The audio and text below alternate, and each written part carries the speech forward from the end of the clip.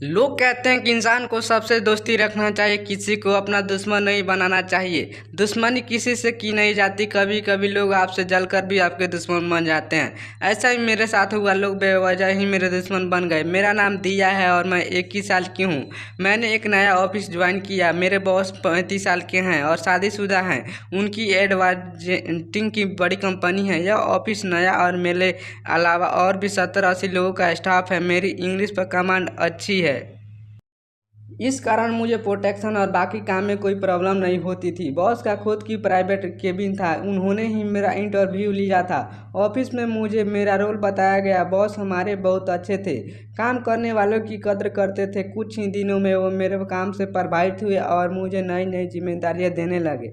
मैंने भी उन्हें चुनौतियों के रूप में लेते हुए अच्छे से निभाया। जैसे कि मैंने पहले ही कहा था कि अगर आप अपना काम अच्छे से करो तब भी लोग आपके दुश्मन बन जाते हैं, लोग जलने लगते हैं। अगर वो आपकी बराबरी नहीं कर सकते तो फिर आपकी बुराई करके आपको परेशान करने की कोशिश करते हैं। मेरे ही नहीं, हर किसी के साथ ऐसे होता है। हर ऑफिस में आपको ऐसे लोग मिल जाएंगे। ऑफिस जब मैंने ज्वाइन किया था तभी सैलरी को लेकर बात हुई थी। तब बॉस ने कहा था कि अगर आपका काम अच्छा लगा तो 6 महीने बाद आपकी सैलरी बढ़ा दी जाएगी। बॉस मेरे काम से प्रभावित हुए और जैसा कि बात हुई थी मेरी सैलरी को बढ़ा दिया गया। अब यह बात हमारे ऑफिस के अकाउंटेंट से होते हुए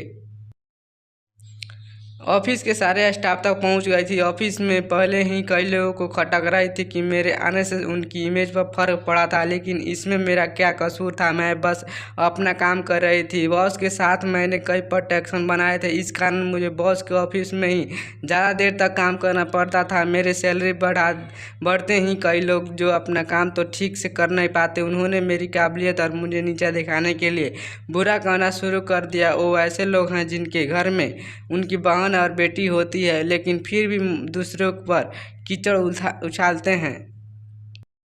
मेरा नाम मेरे बॉस के साथ जोड़ा जाने लगा और सैलरी बढ़ाना भी उसी से जोड़ दिया गया।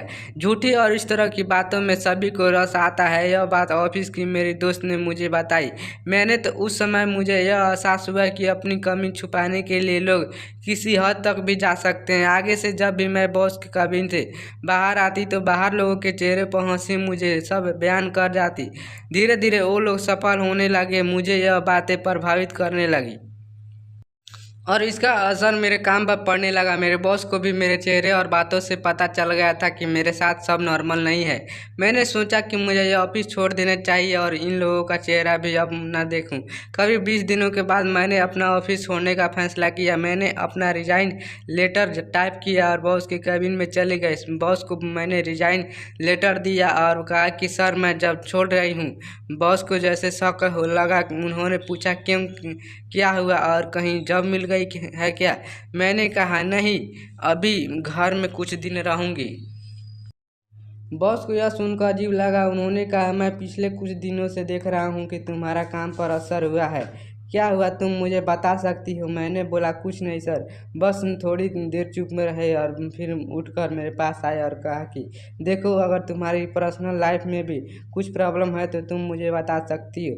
अगर तुम चाहे तो तुम अभी छोटी हो, लाइफ में बहुत बातें हैं जो किसी को बताने पर सॉल्व हो जाती है। वो बोले बॉस नहीं तो अपना बड़ा भाई समझकर मुझे बता दो। उन्होंने जब यह कहा तो मेरी आंखों से आंसू आ गए। मैंने उनको ऑफिस में चलने वाली बातों के बारे में बताया। सारी बातें सुनकर उन्होंने कहा तो तुम भागना चाहती हो, वो भी झूठ की वजह से। बॉस ने कहा कि कौन है, मुझे अभी बताओ। हमारे ऑफिस में किसी भी तरह का हरास स्वीकार नहीं किया जाता है, मुझे बताओ। मैंने कहा ऐसे मुझे किसी ने डायरेक्ट नहीं कहा। उन्होंने कहा कि जाओ, लेकिन मैं इतना गारंटी से कह सकता हूँ कि जहाँ भी तुम जाओगी, जॉब करोगी, वहाँ भी ऐसे लोग होंगे। ऐसे लोग हर जगह मिलेंगे। ऐसा ही होता है, पहले लोग तुम्हारी बराबरी करने की कोशिश करते हैं, फिर जब वो नहीं कर पाते तो बुराई करते हैं। फिर भी अगर तुम्हें फ़र्क नहीं पड़े तो तुम अपना काम करती रहो और वो हार कर चुप हो जाते हैं। तुम्हें अभी भी नौकरी छोड़ना है तो तुम जा सकती हो, लेकिन जब तक तुम कमज़ोर हो और भागोगी लोग तुम्हें भगाते रहेंगे। उनकी बातों से मुझ में एक नई शक्ति आई और मैंने अपना फैसला बदल दिया। मैं अभी भी उसी ऑफिस में हूँ, लेकिन कई को छोड़ के जाना पड़ा। उस दिन के बाद बॉस सख्त हो गए थे। आखिर इस तरह की बकवास ने हर भले इंसान को फ़र्क पड़ेगा, तो शायद यह उनका तरीका था का सबको चुप और सबक सिखाने का। इन सब बातों से मैंने बहुत कुछ मैंने सीखा कि बुरे लोग हैं तो मेरे बॉस जैसे भले लोग भी हैं। आप अच्छे हैं तो आपका साथ देने वाले भगवान किसी न किसी को भेजता ही है। तो हेलो नमस्कार दोस्तों, मैं विकास मोरा और आपका स्वागत है हमारे स्टोरी वाले चैनल पे। गाइस मैं आप सबको बोलना चाहूँगा, हमारी स्टोरी सुनने तथा देखने को अच्छी लगती है तो प्लीज़ हमारे चैनल को दबाकर सब्सक्राइब कीजिएगा, ताकि आने वाले वीडियो को नोटिफिकेशन सबसे पहले आप तक मिलती रहे। और गाइस मैं आप सबको बोलना चाहूँगा, अगर आपको कोई ऐसी भी स्टोरी चाहिए आप कमेंट करके बता सकते हैं कैसी आपका स्टोरी सुनना पसंद करते हैं। मिलते हैं एक और नए वीडियो के साथ में, तब तक के लिए जय हिंद जय भारत।